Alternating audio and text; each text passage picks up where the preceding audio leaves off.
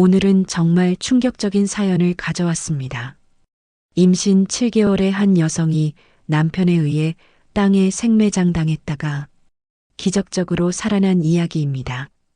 너만 없어지면 나랑 미라가 행복하게 살 수 있어! 이것은 7년간 함께 살아온 남편이 임신한 아내에게 한 마지막 말이었습니다. 이대로 둘째 아이와 함께 죽을 수는 없어. 하지만 이 여성은 포기하지 않았습니다. 도박빚과 내연녀 때문에 아내를 제거하려 했던 남편, 그리고 그 남편을 믿고 따라갔던 순진한 아내의 이야기. 과연 정희 씨는 어떻게 이겨냈는지 오늘도 사연 끝까지 함께 해주세요. 이야기 시작 전에 무료로 하실 수 있는 구독 버튼과 좋아요 부탁드립니다. 어디에서 듣고 계신지 댓글로 남겨주시면 반갑게 인사드릴게요. 그럼 이제 시작하겠습니다. 결혼 7년 차, 저는 행복했습니다. 경기도 외곽 작은 전원주택에서 남편 강도현 씨와 7살 아들 지호와 함께 살고 있었거든요. 그때 저는 임신 7개월이었습니다. 둘째 아이를 기다리며 매일이 설레었죠. 엄마, 동생 언제 나와? 지호가 제 배를 쓰다듬으며 물어볼 때마다 가슴이 뭉클했습니다. 조금만 더 기다려. 엄마 뱃속에서 쑥쑥 자라고 있어. 소박하지만 따뜻한 일상이었습니다. 하지만 뭔가 이상했습니다. 남편 도현 씨의 태도가 조금씩 달라지고 있었거든요. 예전에는 제가 무거운 것 들려고 하면 달려와서 말렸는데 요즘은 그냥 지나쳐버렸습니다. 여보, 이거 좀 도와줄래? 아, 알았어. 잠깐만. 하지만 잠깐만이 1시간이 되고 2시간이 되었습니다. 밤늦게 들어오는 날도 많아졌습니다. 어디 갔다 와? 회사 일로 늦었어. 피곤하니까 내일 얘기하자. 퉁명스러운 대답뿐이었습니다. 임신한 제가 예민해서 그런가 싶었는데 아니었습니다. 정말 뭔가 달랐거든요. 도연 씨의 눈빛이 차갑게 변해 있었습니다. 어느 날 밤 도연 씨가 또 늦게 들어왔습니다. 평소보다 훨씬 늦은 시간이었죠. 새벽 2시가 넘어서였습니다. 여보, 저녁은 먹었어? 응, 먹었어. 그런데 이상했습니다. 제가 해놓은 반찬들이 그대로 있었거든요. 냉장고도 열지 않았던 것 같았습니다. 밖에서 먹고 온 건가? 그때까지도 저는 별 생각 없었습니다. 하지만 며칠 후 결정적인 순간이 왔습니다. 도연 씨가 샤워하러 들어간 사이 그의 휴대폰에서 문자 알림이 울렸습니다. 평소에는 절대 남의 휴대폰을 보지 않는 성격이지만 그날은 왜인지 시선이 갔습니다. 화면에 떠오른 발신자 이름, 미라. 그리고 그 아래 메시지 내용. 오늘도 늦어. 기다리고 있을게. 순간 머릿속이 하얘졌습니다. 미라가 누구지? 제가 아는 도연 씨 주변에는 그런 이름의 여자가 없었습니다. 심장이 쿵쾅거렸습니다. 임신한 몸이라 그런지 어지러움까지 몰려왔죠. 그때 샤워실에서 물소리가 멈췄습니다. 저는 서둘러 휴대폰을 원래 자리에 놓고 침대로 돌아왔습니다. 자고 있어? 응, 졸려. 거짓말이었습니다. 잠이 올 리가 없었죠. 그날 밤 저는 한잠도 자지 못했습니다. 혹시 도연 씨가 다른 여자를 만나고 있는 건 아닐까? 아니라고 생각하고 싶었지만 최근 달라진 모든 것들이 설명되기 시작했습니다. 늦은 귀가, 차가운 태도, 저에 대한 무관심, 그리고 가장 무서운 건 도연 씨가 제 배를 보는 눈빛이었습니다. 예전에는 사랑스럽게 바라보던 그 시선이 이제는 왜인지 부담스러워 보였거든요. 마치 저와 뱃속 아이가 짐이 된 것처럼. 설마 그럴 리가. 하지만 여자의 직감은 무서운 법입니다. 뭔가 큰 일이 일어날 것 같은 불길한 예감이 들었습니다. 그때 제가 알았더라면 좋았을 텐데요. 그 예감이 정말로 현실이 될 줄은 꿈에도 몰랐습니다. 더 큰 충격이 기다리고 있다는 것도 모른 채 저는 그저 남편을 믿고 싶어 했습니다. 하지만 진실은 제 상상보다 훨씬 잔혹했습니다. 그 문자를 본 다음 날부터 저는 완전히 다른 사람이 되었습니다. 평소 같으면 그냥 넘어갔을 작은 것들이 모두 의심스러워 보였거든요. 도연 씨가 나가려고 하자 저도 따라 나섰습니다. 어디가? 마트 좀 다녀올게. 아이들 간식 떨어져 가서. 거짓말이었습니다. 간식은 어제 제가 사다 놨거든요. 하지만 도연 씨는 아무렇지 않게 차 키를 들고 나갔습니다. 임신한 몸으로 뒤따라가기는 힘들었지만 그래도 현관 앞까지 나가서 지켜봤습니다. 도연 씨의 차가 마트 방향이 아닌 반대편으로 향하는 걸 봤거든요. 역시 거짓말이었구나. 그날 오후 도연 씨가 돌아오자마자 저는 물어봤습니다. 마트에서 뭐 샀어? 아, 그게 마트가 문 닫아서 못 샀어. 또 거짓말이었습니다. 그 마트는 24시간 운영하거든요. 하지만 저는 아무 말 하지 않았습니다. 더 확실한 증거가 필요했으니까요. 며칠 후 기회가 왔습니다. 도연 씨가 샤워하러 들어간 사이 차 열쇠를 가지고 나갔습니다. 트렁크를 열어보려고요. 손이 떨렸습니다. 뱃속 아기도 발길질을 하는 것 같았어요. 제발 아무것도 없길. 하지만 현실은 달랐습니다. 트렁크 한쪽 구석에서 낯선 여자의 스카프를 발견했거든요. 분홍색 실크 스카프였습니다. 제가 절대 사지 않을 디자인이었죠. 그리고 그 옆에는 영수증 뭉치가 있었습니다. 하나씩 펼쳐보니 정말 충격적이었어요. 모텔 영수증, 레스토랑 영수증, 그리고 이상한 건축자재 영수증까지. 삽, 시멘트, 비닐시트? 왜 도연 씨가 이런 걸 샀을까요? 집 수리할 일도 없었는데 말이에요. 특히 그 영수증 날짜들이 모두 최근이었습니다. 제가 임신하고 몸이 무거워진 이후였거든요. 뭐 하고 있어? 갑자기 뒤에서 도연 씨 목소리가 들렸습니다. 깜짝 놀라서 뒤돌아보니 도연 씨가 수건을 두르고 서 있었어요. 아, 그냥 차에 제 핸드크림 두고 온 것 같아서. 차에서 뭘 찾는데 트렁크까지 열어? 목소리가 차갑게 변했습니다. 그냥 혹시나 해서. 앞으로 내 차 함부로 만지지 마. 그렇게 말하고는 제 손에서 영수증들을 낚아챘습니다. 그 순간 도연 씨 표정을 봤는데 정말 무서웠어요. 마치 다른 사람 같았거든요. 이건 뭐야? 삽이랑 시멘트는 왜 샀어? 용기를 내서 물어봤습니다. 회사 일로 샀어. 너는 몰라도 되는 일이야. 그럼 이 스카프는? 이건 내 거 아닌데? 도연 씨가 잠시 당황하는 기색을 보였습니다. 그건, 아, 회사 여직원이 차에 놓고 내린 거야. 회사 여직원? 응, 업무차 태워다 준 적 있거든. 말이 안 됐습니다. 도연 씨 회사는 남자들만 있는 작은 건설회사였거든요. 여보, 나한테 거짓말하는 거 아니지? 그때 도연 씨가 제 어깨를 꽉 잡았습니다. 정희야, 임신해서 예민한 건 이해하는데 의심하지 마. 하지만은 무슨, 나를 믿어. 그렇게 말하고는 집 안으로 들어가 버렸습니다. 하지만 저는 확신했습니다. 도연 씨가 저에게 거짓말을 하고 있다는 걸요. 그리고 그 거짓말 뒤에는 분명 큰 비밀이 숨어 있다는 것도. 그날 밤 지호가 잠든 후 도연 씨에게 다시 물어봤습니다. 여보, 정말 나한테 숨기는 거 없어? 없다고 했잖아. 그럼 미라는 누구야? 순간 도연 씨 표정이 굳어졌습니다. 미라가 뭐? 며칠 전에 문자 온 거 봤어. 미라라는 사람한테서. 그건 도연 씨가 말을 더듬었습니다. 그냥 회사 거래처 담당자야. 거래처 담당자가 왜 기다린다고 문자를 보내? 업무 관련해서 점점 말이 안 맞았습니다. 제가 계속 추궁하자 도연 씨가 갑자기 화를 냈어요. 야, 이정희.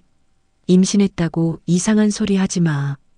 이상한 소리라니, 난 그냥 뭐, 나를 바람둥이로 만들고 싶어? 목소리가 점점 커졌습니다. 조용히 해, 지옥 깰라. 그럼 너도 이상한 소리 하지 마.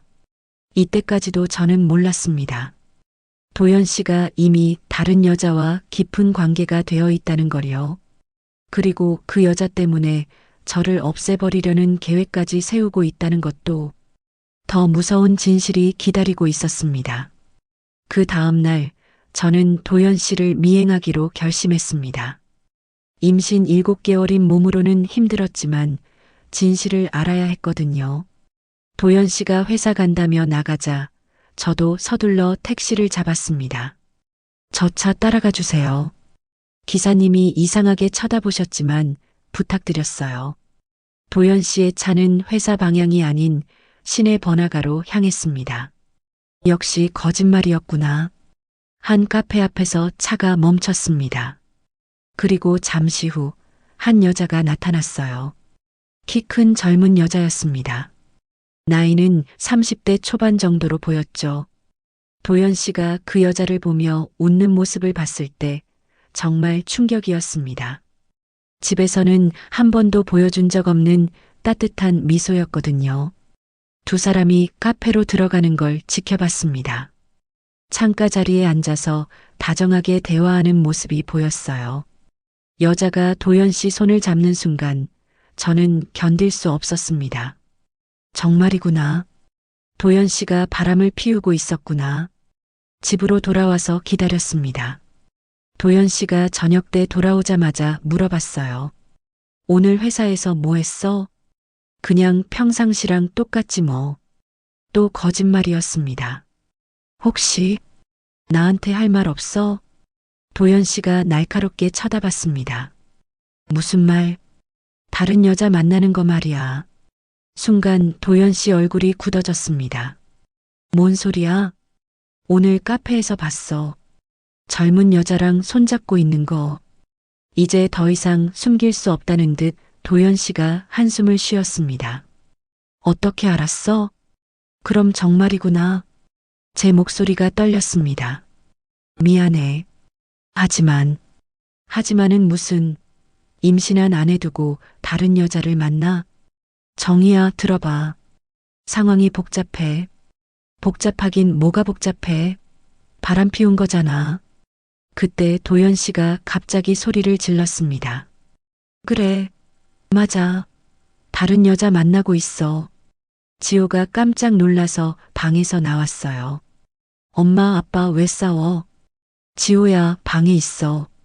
엄마, 아빠가 얘기 중이야. 지호가 다시 방으로 들어가자 도연 씨가 말했습니다. 그 여자 이름은 윤미라야. 윤미라? 응. 6개월 전부터 만났어. 6개월 전이면 제가 임신했다는 걸 알았을 때였습니다. 왜 그랬어? 이유가 뭐 있겠어. 그냥 마음이 변한 거야. 너무 차갑게 말하는 도연 씨를 보며 가슴이 찢어지는 것 같았습니다. 그럼 나는? 우리 아이들은? 그게 문제야. 도연 씨가 머리를 감쌌습니다. 무슨 소리야? 정희야, 나 빚이 있어. 빚? 도박으로 빚을 졌어. 많이. 세상이 무너지는 것 같았습니다. 바람에 도박까지? 얼마나? 3억? 3억이나. 집이랑 땅 담보로 대출받았는데도 모자라. 순간 온몸에 소름이 돋았습니다. 그럼 우리 집이 다음 달까지 못 갚으면 넘어가. 미쳤어? 우리 아이들은 어떻게 해? 그래서 미라와 새로 시작하려고. 도연 씨의 말을 이해할 수 없었습니다. 새로 시작한다고? 미라 아버지가 돈이 많아. 빚 해결해 줄 수 있대. 그러면 나랑 아이들은? 도연 씨가 잠시 망설이다가 말했습니다. 이혼하자. 뭐라고? 미안하지만 다른 방법이 없어. 제가 울면서 매달렸습니다. 여보, 제발. 아이들 생각해봐. 지호는? 태어날 둘째는? 그건 뭐야? 7년을 함께 살았잖아. 정희야, 지금 상황이 어떤지 알아? 그래도 가족이잖아. 도연 씨가 저를 밀어냈습니다.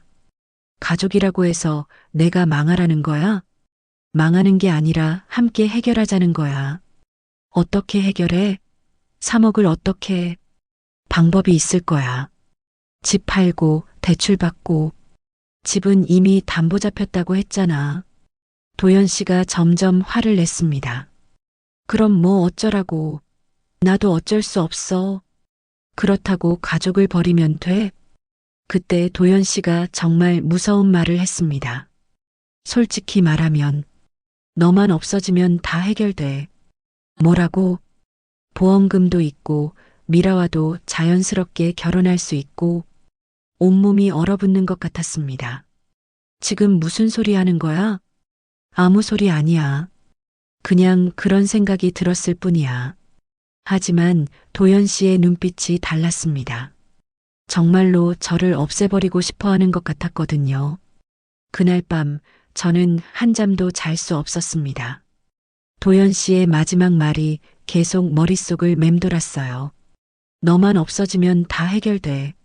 설마 정말로 저를 해치려는 건 아니겠죠?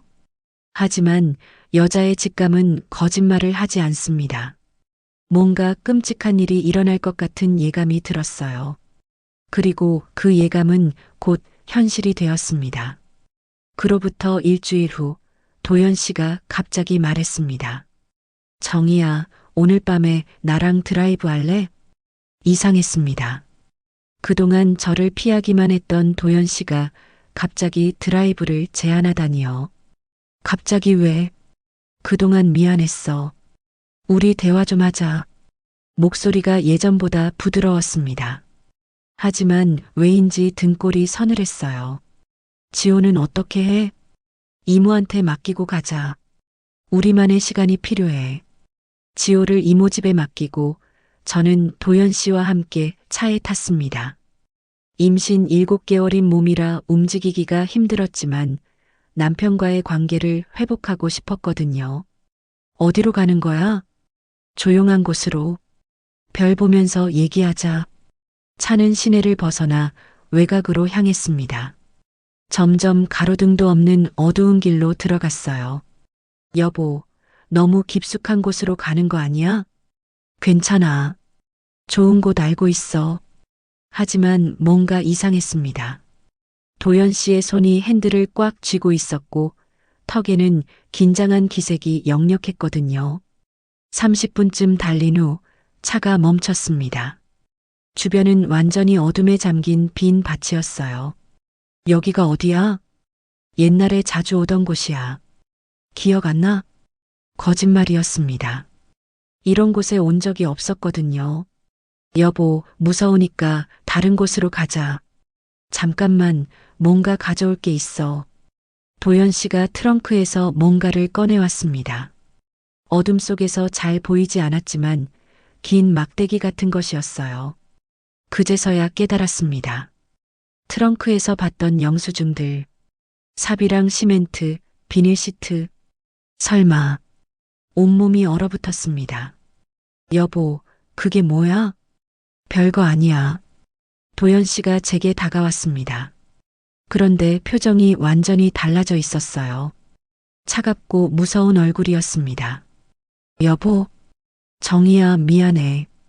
갑자기 도연 씨가 제 팔을 붙잡았습니다. 뭐해? 나 줘. 안 돼. 이미 늦었어. 도연 씨가 저를 억지로 끌고 갔습니다. 임신한 몸으로 저항했지만 역부족이었어요. 도연 씨, 정신 차려. 뱃속에 아기가 있다고. 그래서 더 빨리 끝내야 해. 그때 보였습니다. 미리 파놓은 깊은 구덩이가.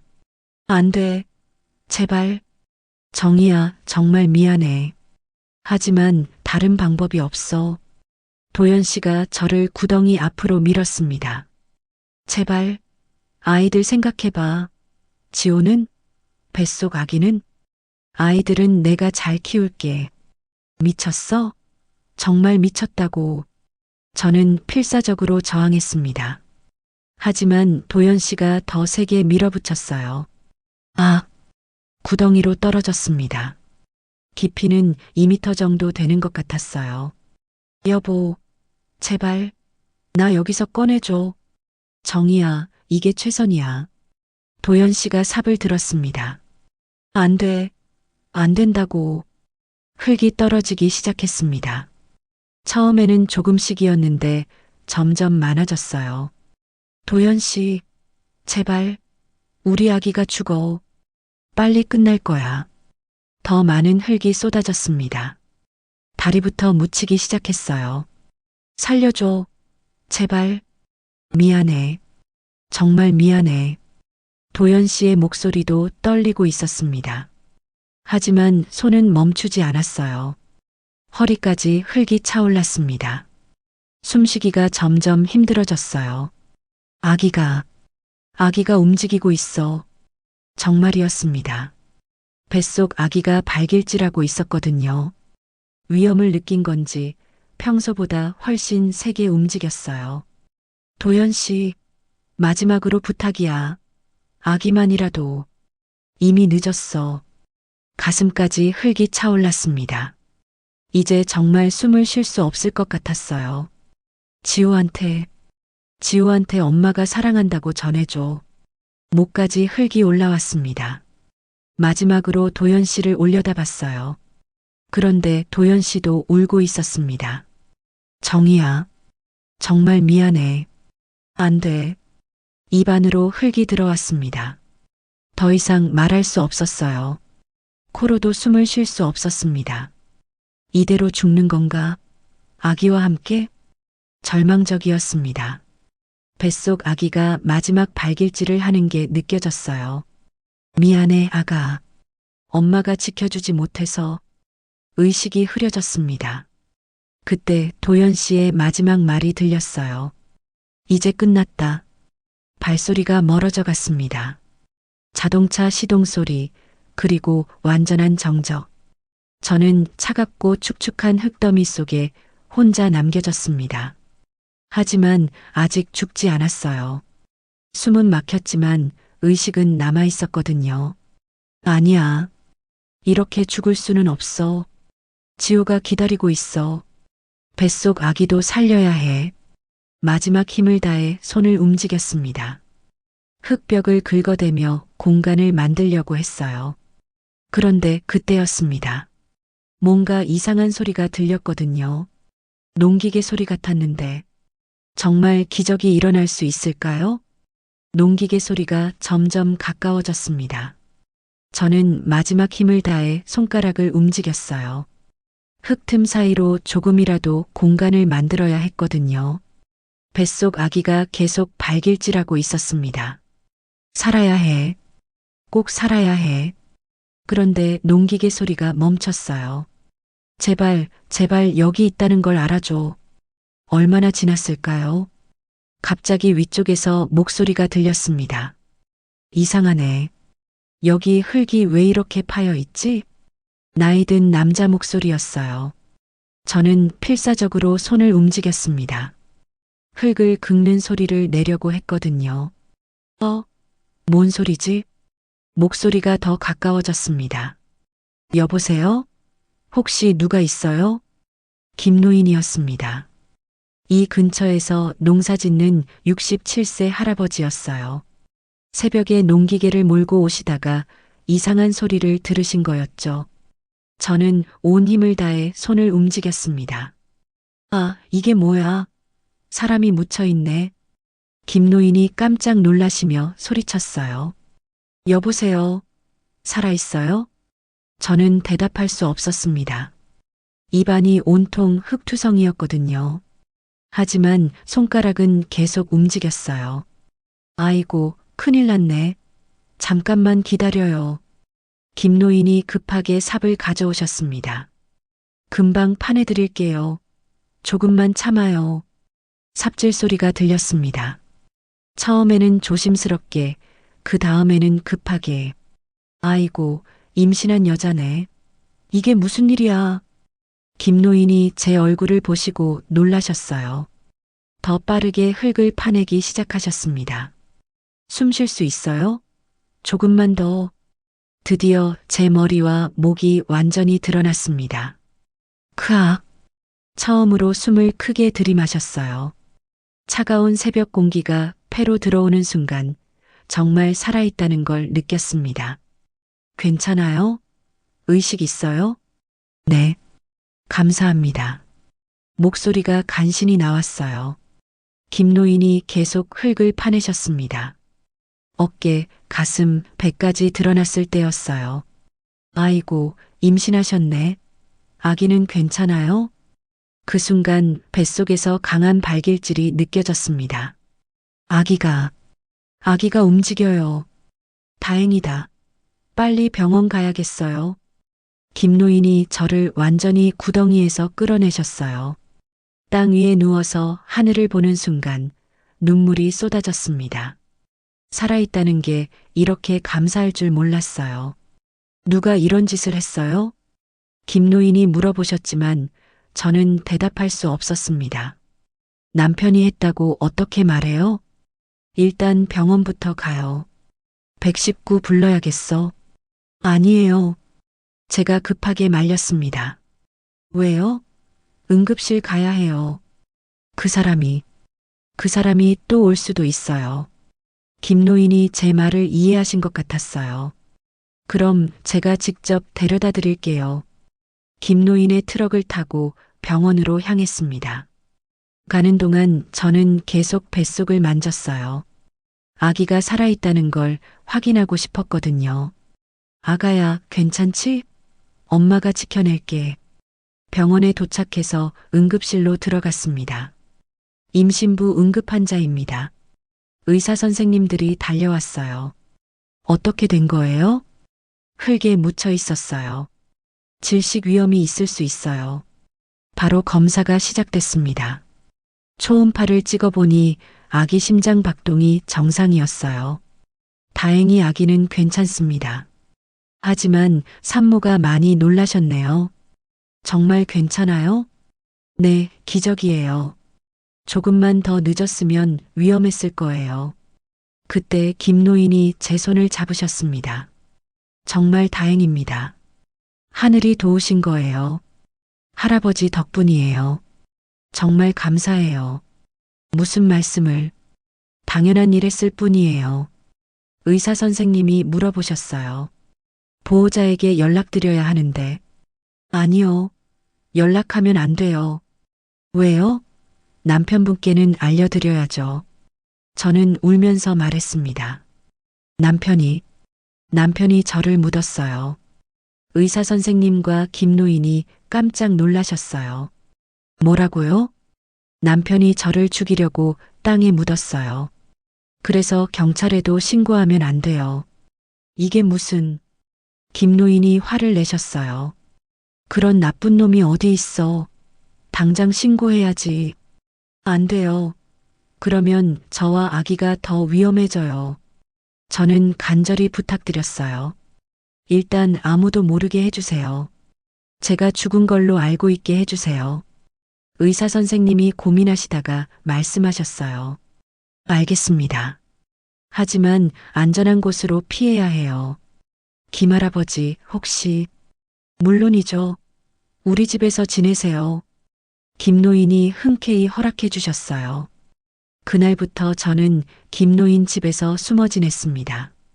도연 씨는 제가 죽었다고 생각하고 있을 거예요. 하지만 저는 살아 있었습니다. 그리고 뱃속 아기도 건강하게 자라고 있었어요. 이제 복수를 계획할 시간이었습니다. 도연 씨가 저에게 한 짓을 그대로 되돌려주겠다고 다짐했어요. 아이들을 위해서, 그리고 저를 위해서. 김노인 집에서 지낸 지 일주일이 지났습니다. 매일 뉴스를 확인했지만 제 실종에 대한 보도는 없었어요. 도연 씨가 신고하지 않은 거였죠. 당연하지. 자기가 죽였다고 생각하는데 왜 신고하겠어. 김노인이 붕괴하며 말씀하셨습니다. 정말 나쁜 놈이야. 임신한 아내를 어떻게. 저는 매일 온라인으로 우리 집 근처를 확인했어요. 동네 맘카페나 지역 커뮤니티를 통해서요. 그런데 충격적인 글을 발견했습니다. 우리 동네에 새로 이사 온 젊은 부부 봤나요? 글을 쓴 사람은 우리 집 앞에 사는 이웃이었어요. 댓글들을 읽어보니 더 놀라웠습니다. 아, 그 집. 젊은 여자가 임신해 보이던데? 맞아요. 그런데 요즘 그 여자는 안 보이고 남자만 다른 여자랑 다녀요. 에? 진짜요? 바람 피우나? 제 심장이 뛰기 시작했습니다. 도연 씨가 벌써 윤미라와 함께 우리 집에서 살고 있다는 뜻이었거든요. 김할아버지, 이것 좀 보세요. 김노인이 글을 읽더니 주먹을 불끈 쥐셨어요. 이 자식이 정말 아내 죽여놓고 바로 다른 여자랑. 그때 제 휴대폰이 울렸습니다. 지호 담임 선생님에게서 온 전화였어요. 여보세요? 지호 어머니시죠? 지호가 며칠째 결석인데 연락이 안 되네요. 아, 순간 말문이 막혔습니다. 지호는 어떻게 되었을까요? 혹시 이사를 가신 건가요? 잠깐만요. 제가 확인해보고 다시 연락드릴게요. 전화를 끊고 급하게 지호 아빠, 즉 도연 씨에게 문자를 보냈습니다. 다른 사람 휴대폰을 빌려서요. 지호는 왜 학교에 안 보내요? 1시간 후 답장이 왔습니다. 누구세요? 잘못 보낸 것 같은데요. 도연 씨는 정말로 제가 죽었다고 생각하고 있었습니다. 저는 바로 지호 이모에게 전화했어요. 언니, 지호 어떻게 지내? 정희야? 너 어디 있어? 도연이가 너 실종됐다고. 언니, 지금 통화 안전해? 도연 씨 근처에 없지? 응, 집에 혼자 있어. 그런데 정희야, 무슨 일이야? 저는 모든 것을 말씀드렸습니다. 도연 씨가 저를 생매장했다는 것, 기적적으로 살아났다는 것까지. 뭐라고? 그게 진짜야? 네, 정말이에요. 그런데 지호는 어떻게 지내요? 지호는 우리 집에 있어. 도연이가 며칠 전에 데려왔어. 뭐라고 했어요? 엄마가 잠깐 어디 갔다고 하더라. 그런데 지호가 계속 엄마 찾아. 제 가슴이 찢어질 것 같았습니다. 언니, 지호한테는 아직 아무 말 하지 마세요. 왜? 엄마가 살아있다는 걸 알려줘야지. 안 돼요. 도연 씨가 눈치채면 저도 위험하고 지호도 위험해져요. 그럼 어떻게 할 거야? 일단 지호만 안전하게 지켜주세요. 제가 계획이 있어요. 그날 밤 저는 김노인과 함께 작전을 세웠습니다. 할아버지, 저 도연 씨한테 복수하고 싶어요. 당연하지. 그런 나쁜 놈은 벌 받아야 해. 하지만 법적으로 처벌받게 하고 싶어요. 어떻게? 증거를 모아서 경찰에 신고할 거예요.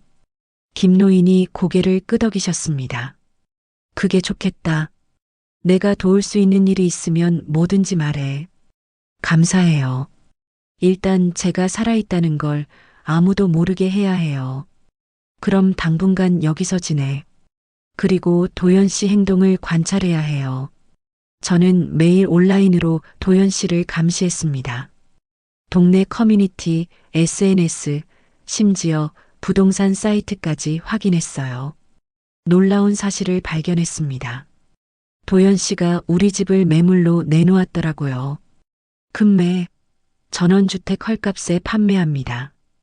분명히 빚 때문일 거예요. 하지만 제 명의로 된 집인데 어떻게 팔 수 있을까요? 더 조사해보니 충격적인 사실이 나왔습니다. 도연 씨가 제 인감도장으로 서류를 위조했더라고요. 김할아버지, 이거 보세요. 이게 뭐야? 도연 씨가 제가 죽은 사이에 집을 팔려고 해요. 말도 안 돼. 그럼 당신 명의인데 어떻게? 제 도장을 위조한 것 같아요. 이제 확신했습니다. 도연 씨는 처음부터 저를 죽이고 모든 재산을 차지할 계획이었던 거예요. 정말 치밀한 놈이네. 그때 뱃속 아기가 발길질했습니다.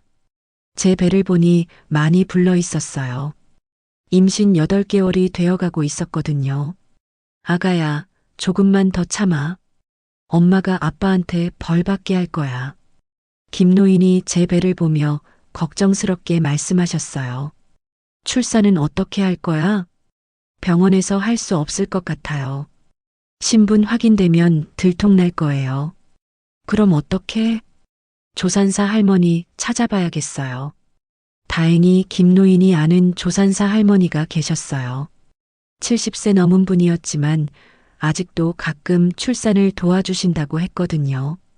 우리 할머니한테 부탁해 볼게. 이 무거운 분이야. 모든 계획이 세워졌습니다. 일단 아기를 안전하게 낳고 그 다음에 도연 씨를 벌주는 거였어요. 도연 씨, 내가 죽었다고 생각하고 좋아하지 마. 곧 내가 지옥을 맛보게 될 거야.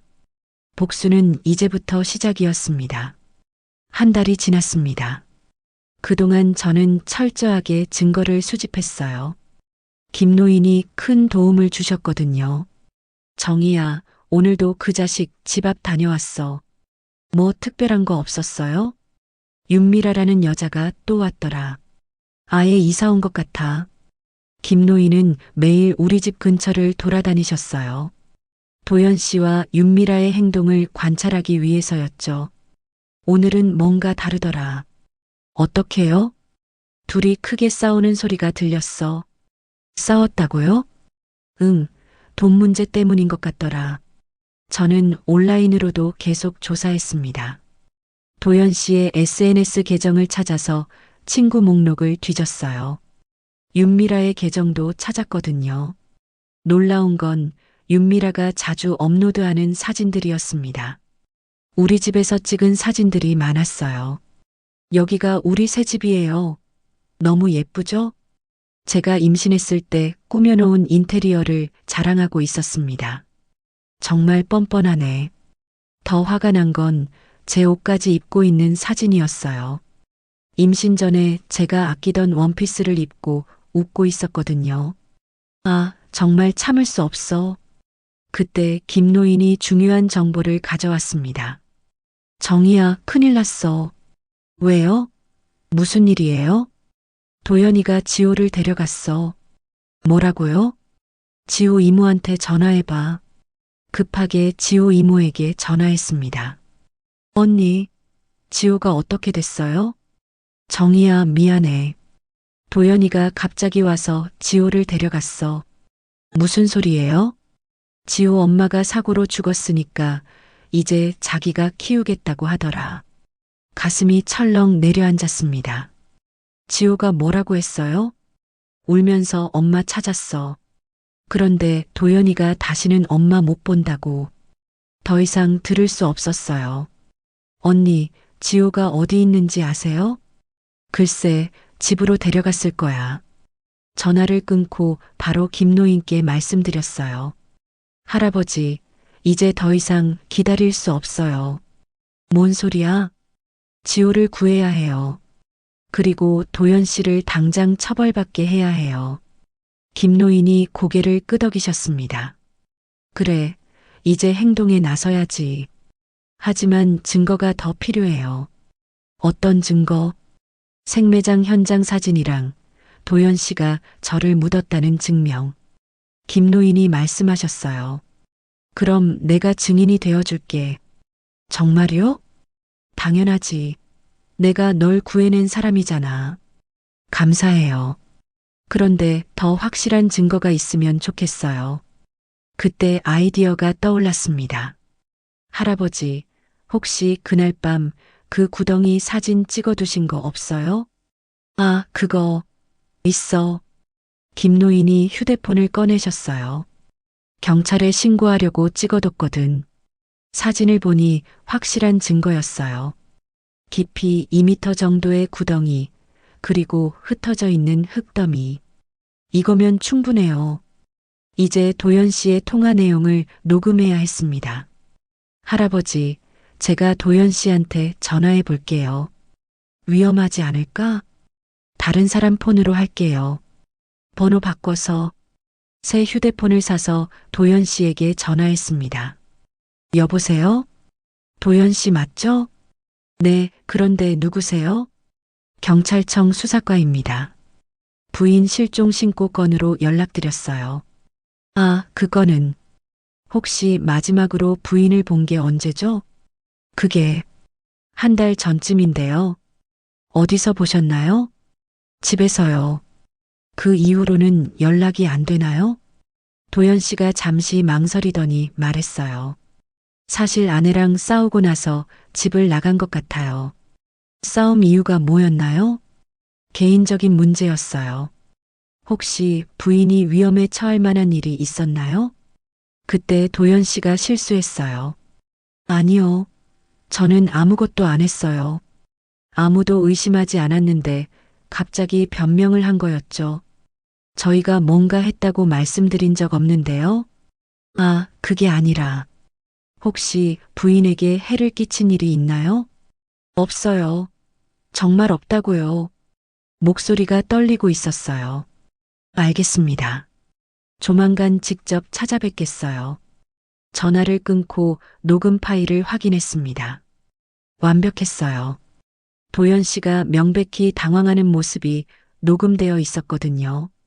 할아버지, 이제 진짜 증거가 다 모였어요. 그럼 경찰에 신고할까? 아직 아니에요. 하나 더 해야 할 일이 있어요. 뭔데? 도연 씨 통장 추적이요. 통장? 분명히 제 명의 계좌에서 돈을 빼냈을 거예요. 김노인의 지인 중에 은행에서 일하시는 분이 계셨어요. 그분을 통해 제 계좌 거래 내역을 확인했습니다. 이게 뭐야? 정말 놀라웠어요. 제가 죽은 이후로도 계속 돈이 빠져나가고 있었거든요.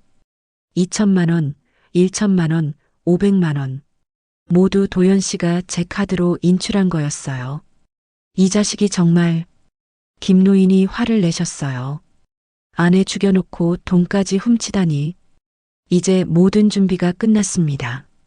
생매장 현장 사진, 김노인의 증언, 도연 씨의 당황한 통화 녹음, 그리고 불법 인출 증거까지.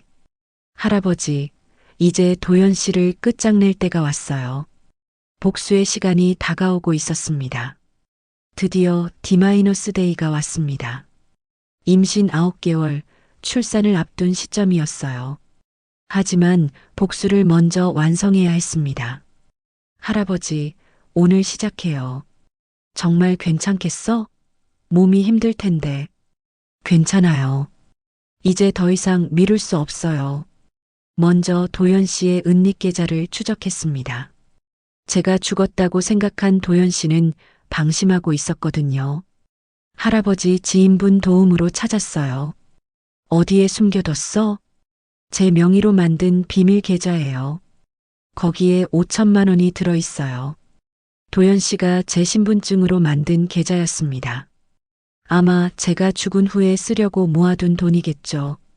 이 돈 먼저 찾아야겠어요. 김노인이 도와주셨어요. 제 신분증과 인감도장이 있었으니까 가능했거든요. 5천만 원 전부 인출했습니다. 잘했어. 그 돈으로 뭐 할 거야? 지후 양육비로 써야죠. 이제 본격적인 폭로를 시작했습니다. 먼저 온라인 커뮤니티에 글을 올렸어요. 임신한 아내를 땅에 생매장한 남편의 만행. 제목만 봐도 충격적이었죠. 내용에는 모든 증거를 첨부했습니다. 생매장 현장 사진, 녹음 파일, 불법 인출 증거까지. 여러분, 이 글을 많은 사람들이 볼 수 있도록 도와주세요. 글을 올린 지 1시간 만에 조회수가 10,000건을 넘었어요. 댓글들이 쏟아졌습니다. 이게 진짜예요? 너무 끔찍해요. 이런 인간이 어따? 당장 신고해야죠. 임신한 아내를 어떻게? 정말 악마네요. 이 남자 실명 공개해야죠. 글이 퍼지는 속도가 엄청났어요. SNS로, 카페로, 뉴스 사이트로까지 번져나갔거든요. 그때 제 휴대폰이 울렸습니다. 모르는 번호였어요. 여보세요? 혹시 이정희 씨 맞나요? 네, 그런데 누구세요? 언론사 기자입니다. 온라인에 올리신 글 때문에 연락드렸어요. 드디어 언론에서도 관심을 가지기 시작했습니다. 인터뷰 가능하신가요? 네, 가능해요. 기자와 만나서 모든 것을 털어놨습니다. 생매장당했던 그날 밤의 끔찍한 경험부터 기적적인 구출까지 정말 충격적인 사건이네요. 남편분은 지금 어디 계신가요? 아마 집에서 내연녀와 함께 있을 거예요. 경찰 신고는 하셨나요? 곧 할 예정이에요. 기사가 나간 후 반응은 폭발적이었습니다. 전국적으로 이슈가 되었거든요. 임신 7개월 아내를 생매장한 충격적 사건. 기적적으로 살아난 여성의 용기 있는 폭로. 뉴스에서도 연일 보도했어요. 그동안 도연 씨는 뭘 하고 있었을까요? 김노인이 정찰을 다녀와서 알려주셨어요. 정희야, 큰일 났어. 왜요? 도연이가 완전히 멘붕 상태야. 어떡해요? 집 앞에 기자들이 몰려 있고 윤미라는 짐 싸서 도망갔어. 미라가 도망갔다고요? 응. 아침에 큰 가방 들고 나가는 걸 봤어. 도연 씨가 혼자 남겨진 거였죠. 그때 제 휴대폰으로 문자가 왔습니다. 도연 씨에게서였어요. 정희야, 정말 너야? 살아있는 거야? 저는 바로 답장했습니다. 놀랐지? 내가 죽었다고 생각했지? 어떻게 살아있어? 하늘이 도왔나 봐. 너 같은 악마를 벌 주려고. 정희야, 오해야. 내가 설명할게. 설명? 무슨 설명? 날 땅에 묻고도 설명할 게 있어? 만나자. 직접 만나서 얘기하자. 안 돼. 또 죽이려고 하겠지. 정말 아니야. 제발 한 번만. 도연 씨가 계속 애원했지만 저는 만나지 않았어요. 대신 경찰서에 직접 신고했습니다. 살인미수 신고하러 왔습니다. 어떤 일이신가요? 모든 증거를 제출했어요. 생매장 현장 사진, 김노인의 증언서, 녹음 파일, 불법 인출 증거까지. 이건 정말 심각한 사건이네요. 바로 수사에 착수하겠습니다. 그날 저녁 드디어 도연 씨가 체포되었습니다. 뉴스에서 생중계로 보여줬어요. 강도연 씨가 긴급 체포되었습니다. 수갑을 찬 도연 씨의 모습을 보니 복잡한 기분이었어요. 한때는 사랑했던 남편이었는데 이제는 저를 죽이려 했던 범죄자가 되어 있었거든요. 취재진이 도연 씨에게 물어봤습니다. 아내를 생매장한 혐의에 대해 어떻게 생각하시나요? 죄송합니다. 정말 죄송합니다. 왜 그런 일을 하셨나요? 변명할 말이 없습니다. 도연 씨가 무릎을 꿇고 사과하는 모습이 방송으로 나갔어요. 하지만 이미 늦었습니다.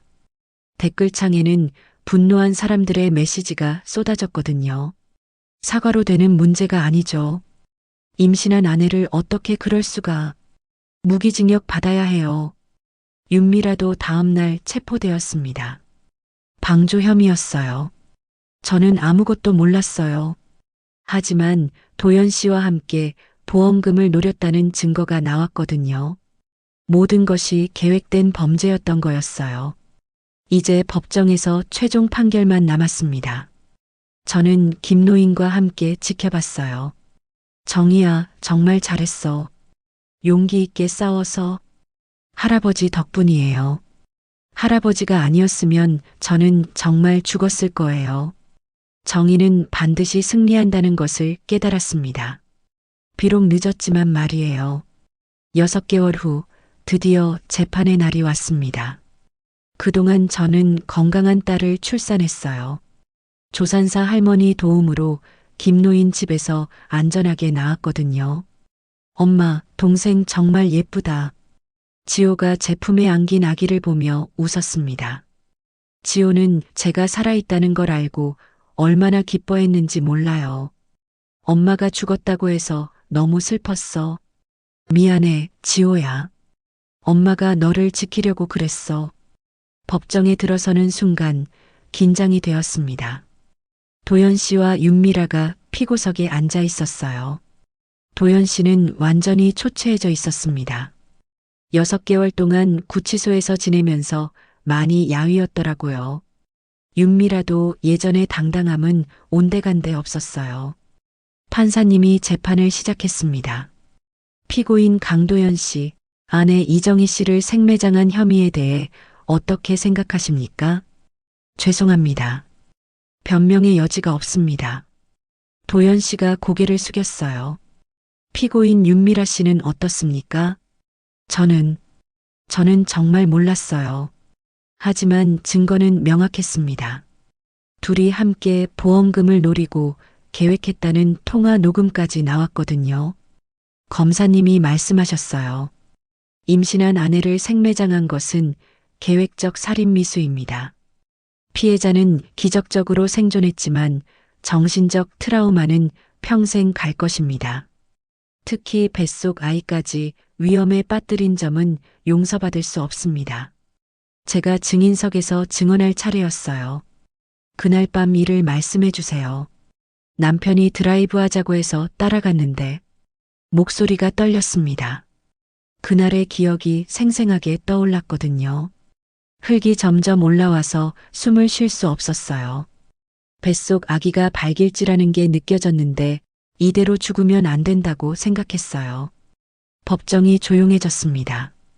김노인 할아버지가 아니었으면 저와 제 딸은 죽었을 거예요. 김노인도 증언했습니다. 새벽에 농기계를 몰고 가다가 이상한 소리를 들었어요. 구덩이에서 임신한 여자가 묻혀 있는 걸 보고 깜짝 놀랐습니다. 이런 일이 세상에 어디 있어요? 정말 충격이었습니다. 피고인 최후 변론 시간이 왔습니다. 도연 씨가 일어났어요. 정희야, 정말 미안해. 나도 왜 그랬는지 모르겠어. 도박비 때문에 정신이 없었어. 하지만 그게 변명이 될 수는 없지. 도연 씨가 울기 시작했습니다. 지호랑 둘째 잘 키워. 나는 벌 받고 나올게. 하지만 저는 더 이상 아무 감정이 없었어요. 한때 사랑했던 사람이지만 이제는 그냥 죄인일 뿐이었거든요. 윤미라도 말했습니다. 정말 죄송해요. 저도 잘못 생각했어요. 하지만 도연 씨가 아내가 사고로 죽었다고 했어요. 생매장한 줄은 정말 몰랐어요. 하지만 증거가 너무 명확했습니다. 둘이 함께 보험금 타는 방법을 의논한 통화 녹음까지 있었거든요. 드디어 판결이 내려졌습니다. 피고인 강도연에게 징역 15년을 선고합니다. 살인미수, 사기, 불법 감금 등의 혐의가 인정됩니다. 피고인 윤미라에게는 징역 3년을 선고합니다. 방조 및 사기 공모 혐의가 인정됩니다. 법정에서 나오면서 정말 후련했어요. 15년이면 지호가 성인이 될 때까지는 안전하겠죠. 기자들이 몰려들었습니다. 이정희 씨, 지금 심정이 어떠신가요? 힘들었지만 포기하지 않아서 다행이에요. 아이들에게 하고 싶은 말씀이 있나요? 엄마가 꼭 지켜주겠다고 약속할게요. 다른 피해자들에게 전하고 싶은 말씀은 절대 포기하지 마세요. 정의는 반드시 승리합니다. 재판이 끝난 후 저는 김노인과 함께 새로운 삶을 시작했어요. 정부에서 지원해주는 한부모 가정 혜택도 받을 수 있었고 도연 씨에게서 받은 위자료도 있었거든요. 무엇보다 김노인이 할아버지가 되어주셨어요. 할아버지, 정말 감사해요. 무슨 소리야? 가족이잖아. 지호도 할아버지를 정말 좋아했어요. 할아버지, 오늘도 함께 낚시 가요. 그래, 우리 지호. 가자. 둘째 딸 은하도 건강하게 자라고 있었습니다. 엄마, 은하가 웃어요. 정말이네. 우리 은하가 이렇게 예쁠 수가. 1년 후 저는 작은 카페를 열었어요. 김노인 집 근처에서요. 김노인네 카페라고 이름을 지었습니다. 할아버지 이름을 딴 거였어요. 정희야, 이름이 너무 투박하지 않아? 아니에요. 할아버지 덕분에 살아났으니까 당연하죠.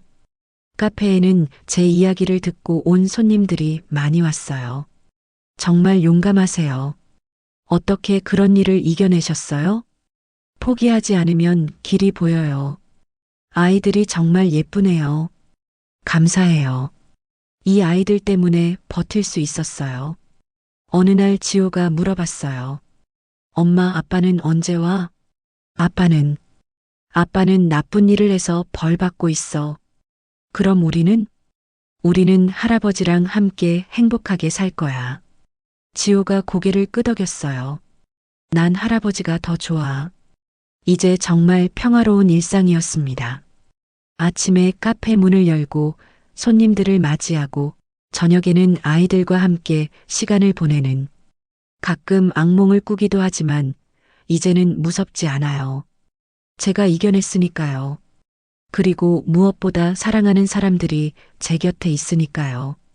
어떤 절망 속에서도 포기하지 않으면 반드시 길이 열린다는 걸 배웠습니다. 지금 이 순간이 가장 행복합니다. 여러분도 어려운 일이 있으시면 꼭 기억해 주세요. 절망은 끝이 아니라 새로운 시작이라는 것을. 여러분, 오늘의 사연 어떠셨나요? 정희 씨 이야기가 마음에 드셨다면 꼭 구독과 좋아요 눌러주세요. 댓글로 오늘 주인공들에게 응원의 메시지도 남겨주세요. 여러분의 따뜻한 댓글이 큰 힘이 됩니다. 시청해주셔서 감사합니다.